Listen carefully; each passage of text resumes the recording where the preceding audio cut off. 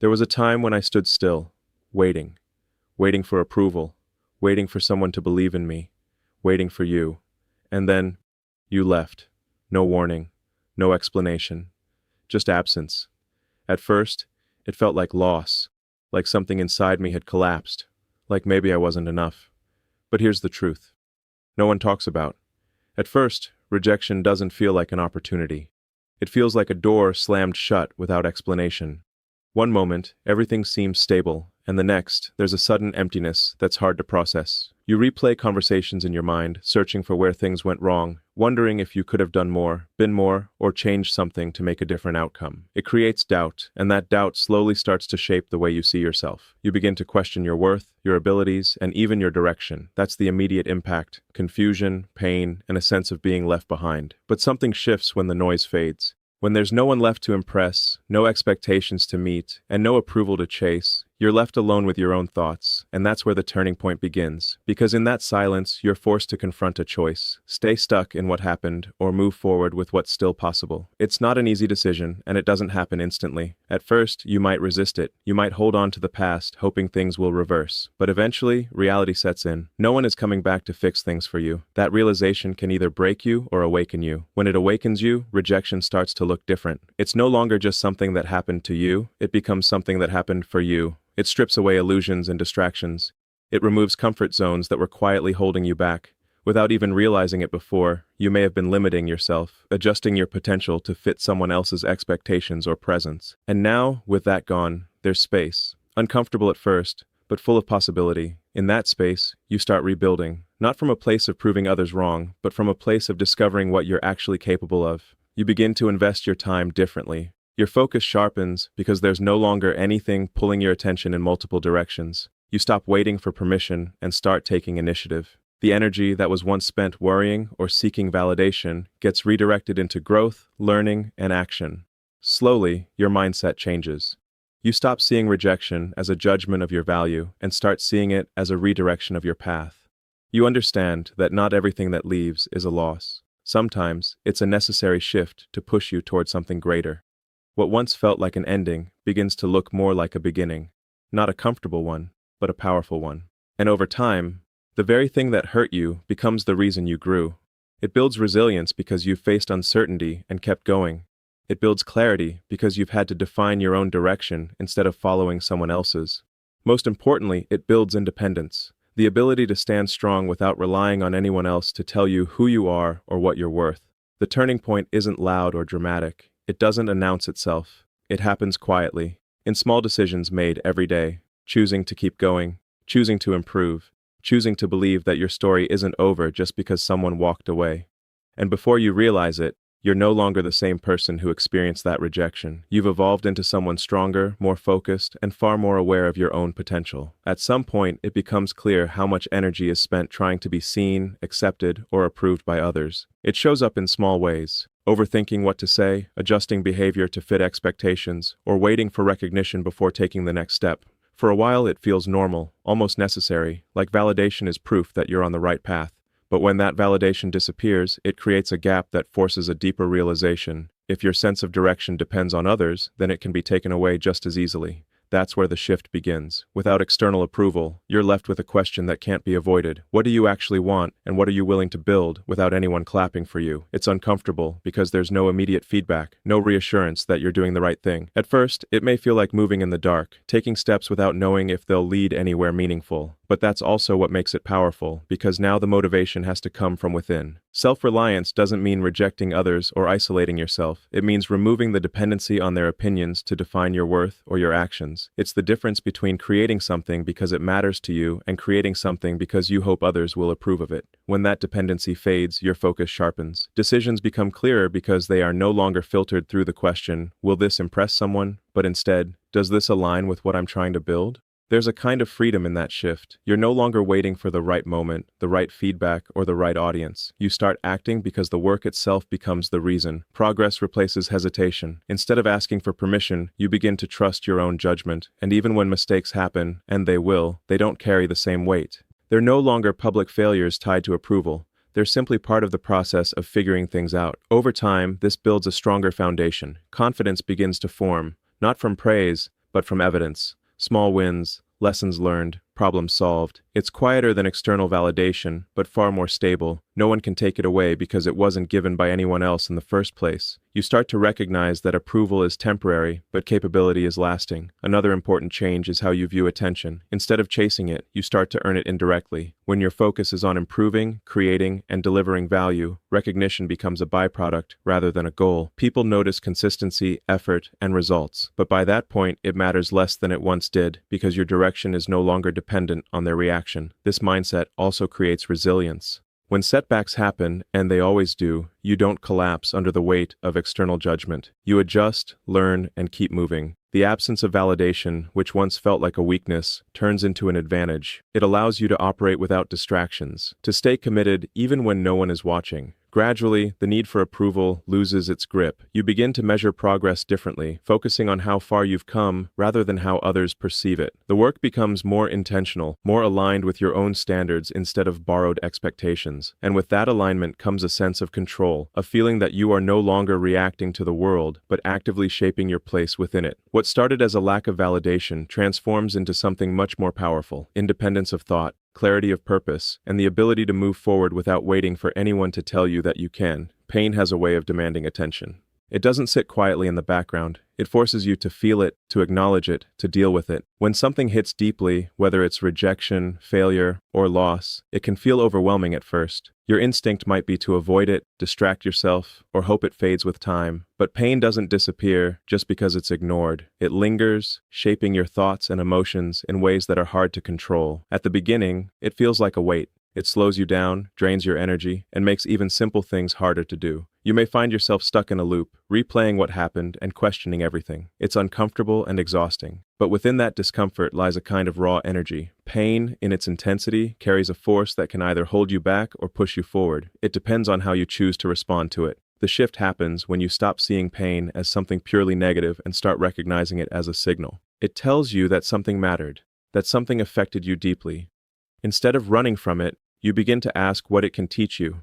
That question changes everything. It turns pain from a passive experience into an active one, something you can work with rather than something that controls you. Using pain as motivation doesn't mean pretending it doesn't hurt. It means acknowledging it fully and then deciding not to let it define your limits. You take that emotional intensity and channel it into action. The frustration becomes focus. The disappointment becomes determination. The silence becomes space to think, plan, and build. This process isn't instant. Some days, the pain feels heavier than others. There are moments when motivation fades, when it would be easier to give up or stay in the same place. But each time you choose to keep going, even in small ways, you reinforce a new pattern. You prove to yourself that you're capable of moving forward despite what you feel. Over time, the relationship with pain begins to change. It no longer feels like an obstacle. It becomes a driver. It pushes you to improve, to learn, to avoid repeating the same mistakes. It sharpens your awareness because you've experienced what happens when things go wrong. That awareness makes your decisions more intentional, your efforts more focused. There's also a kind of strength that develops from this process. When you've turned pain into progress, you realize that difficult emotions don't have to stop you. They can actually become part of your momentum. Instead of waiting to feel ready or confident, you act anyway. You build discipline, because motivation alone isn't always reliable, but the decision to keep moving forward can be. Another important aspect is how pain strips away distractions. It forces clarity. You start to see what truly matters and what doesn't. Things that once seemed important, approval, comparison, external noise, lose their significance. Your attention narrows to what you can control. Your actions, your growth, your direction. Eventually, the same pain that once felt like a setback becomes a turning force. It doesn't disappear completely, but it transforms. It becomes part of your story, something that shaped your mindset and strengthened your resolve. And instead of holding you back, it becomes the reason you push harder, aim higher, and refuse to settle. In that way, pain is no longer just something you went through. It becomes something you used, something that helped you build a version of yourself that is stronger, more focused, and far more driven than before. Growth rarely feels dramatic while it's happening. It's not a sudden transformation or a single breakthrough moment that changes everything overnight. Instead, it shows up in repetition, small actions taken consistently, often without immediate results. At the beginning, it can feel frustrating. You put in effort, but the outcome doesn't match your expectations. Progress seems slow, almost invisible, and it's easy to question whether it's even working. This is where most people stop. Not because they lack ability, but because they expect growth to feel rewarding right away. When it doesn't, doubt starts to take over. The mind looks for shortcuts, easier paths, or reasons to quit altogether. But real development doesn't operate on instant feedback. It requires staying committed even when the results are delayed, when the effort feels heavier than the reward. Struggle plays a critical role in this process. It forces adaptation. When something doesn't work, you're pushed to rethink your approach, to adjust, to learn. Each failure carries information: what went wrong, what could be improved, what needs to change. Without struggle, there's no pressure to evolve. Everything would remain at a surface level, comfortable but limited. It's the difficulty that pushes you beyond what you already know. Consistency is what turns those lessons into progress. It's not about intense bursts of effort followed by long periods of inactivity. It's about showing up repeatedly, even when motivation is low. Some days will feel productive, others won't, but the act of continuing builds momentum. Over time, small improvements begin to accumulate. Skills sharpen, understanding deepens, and tasks that once felt difficult start to become more manageable. There's also a shift in how failure is perceived. Instead of being something to avoid, it becomes part of the process. You start to expect it, even use it. Each setback is no longer a sign to stop, but a signal to refine your approach. This mindset reduces the fear of trying because the outcome, whether success or failure, always leads to some form of progress. Patience becomes essential here. Growth doesn't follow a straight line.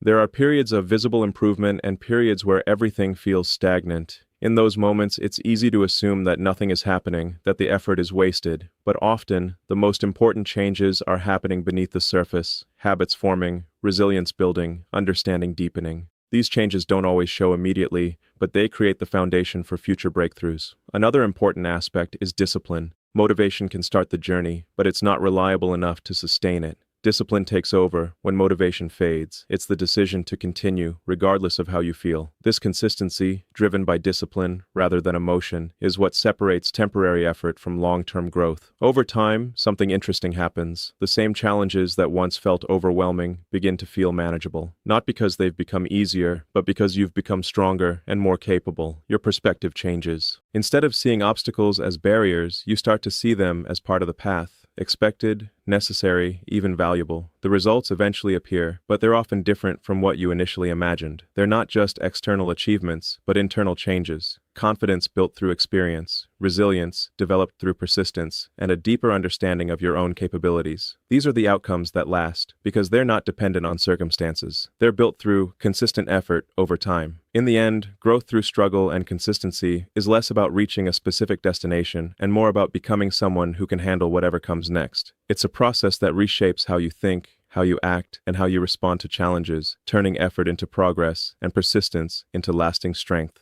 At some point, the desire for attention starts to feel empty. It becomes clear that constantly trying to be noticed, liked, or recognized is exhausting, and more importantly, unreliable.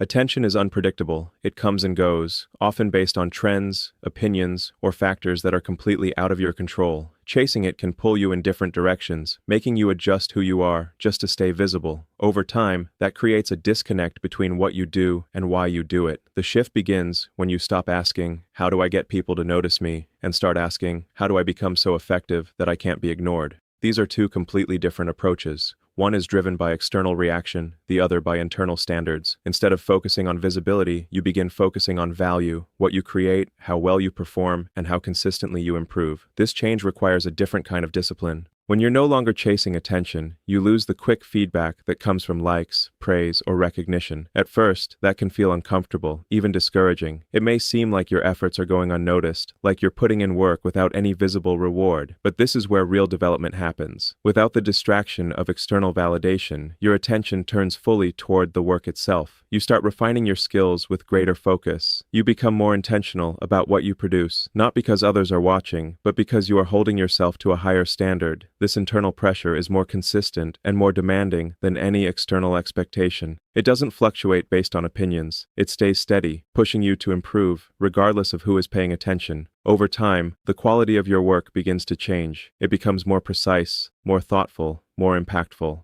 This isn't accidental. It's the result of sustained focus and effort without the need for constant recognition. And while it may not be immediately visible to others, it builds a level of capability that eventually stands out. There's also a shift in confidence. When your sense of worth is tied to attention, it rises and falls with it. A lack of recognition can feel like failure, even if the work is meaningful. But when you focus on becoming undeniable, confidence comes from a different place. It's built on evidence, what you've learned, what you've accomplished, and how much you've improved. This type of confidence is stable because it doesn't depend on anyone else's opinion. Eventually, recognition does come, but it's different. It's not forced or chased. It happens as a result of consistency and impact. People start to notice the results, the quality, the persistence. But by that point, the attention itself is no longer the goal.